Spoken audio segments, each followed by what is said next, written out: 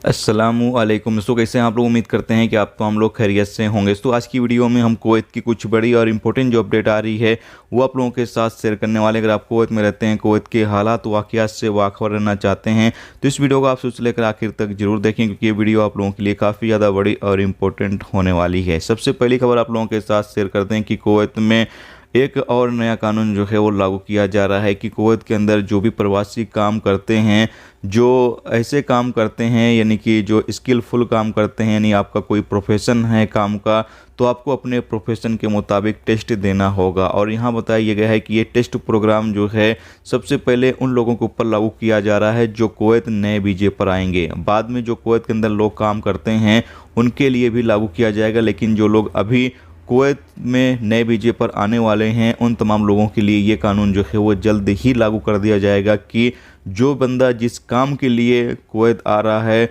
उसको उस काम का टेस्ट देना होगा, और वो टेस्ट पास कर लेगा तो उसके बाद ही उसको कुवैत आने की परमिशन जो है वो दी जाएगी। अभी तक क्या होता था कि वीज़ा जो है वो जारी कर दिया जाता था और बंदा जो है वो कुवैत आ जाता था, लेकिन अब इतना आसान नहीं होगा।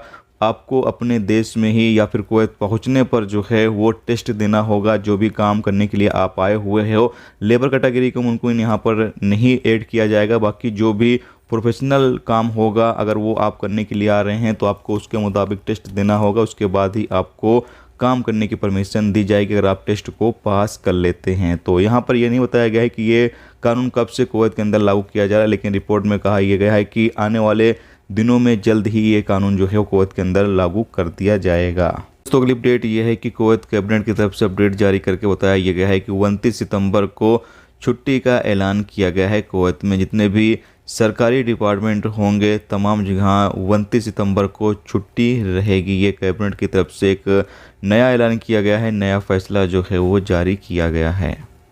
इसके साथ ही अगली अपडेट ये है कि जैसा कि आपको पता है कि कुवैत के अंदर जो कुवैती नागरिक होते हैं, जो गरीब कुवैती नागरिक होते हैं, उनको सरकार की तरफ से राशन वगैरह दिया जाता है। तो यहाँ पर बहुत सारे ऐसे राशन जो सरकार की तरफ से दिए जाते हैं उसकी स्मगलिंग करने की कोशिश की जा रही थी, यानी कुवैत से बाहर भेजने की तैयारी की जा रही थी, और इसको कस्टम डिपार्टमेंट ने जो है वो पकड़ लिया है। जैसा कि आप सामने स्क्रीन पर जो इमेज है वो देख सकते हैं। बड़ी तादाद में इसको जो है वो देश से बाहर भेजा जा रहा था। हो सकता है यहाँ बताया ये जा रहा है कि आने वाले दिनों में इसको जो है वो कुवैत गवर्नमेंट बंद कर दे, क्योंकि इसकी खिलाफ वर्जी ज़्यादा रिकॉर्ड पर आ रही है। इसके साथ ही अगली अपडेट ये है कि कुवैत में जैसा कि आपको पता है कि बेसमेंट के खिलाफ लगातार कानूनी कार्रवाई की जा रही है। जो भी बेसमेंट के अंदर दुकानें होती हैं उनको बहुत ज़्यादा चेक किया जा रहा है। तो यहाँ बताया गया है कि 91 वायलेशन जो हैं वो बेसमेंट की दुकानों का रिकॉर्ड पर आया है, और इसमें कई दुकानों को वार्निंग जारी की गई है, कई दुकानों को जो है वो बंद भी किया गया है।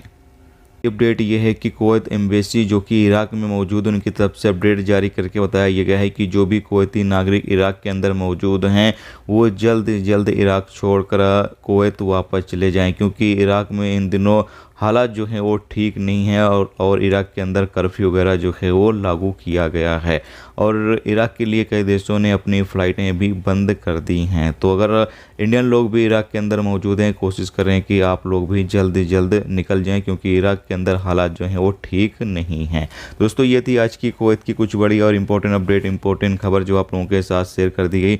उम्मीद करता हूँ ये वीडियो, ये जानकारी आपको अच्छी लगी हो। अच्छी लगी है तो प्लीज़ वीडियो को लाइक ज़रूर कर दें। चैनल पर नए हैं तो चैनल को सब्सक्राइब कर लें, क्योंकि यहाँ पर आपको कुवैत के हवाले से जो भी ताज़ा तरीन अपडेट, ताज़ा तरीन जानकारी होगी वो देखने को मिलती रहेगी। वीडियो देखने का तो बहुत बहुत शुक्रिया। मिलते हैं नेक्स्ट टॉपिक के साथ। जब तक कि अपना ख्याल रखें। खुदा।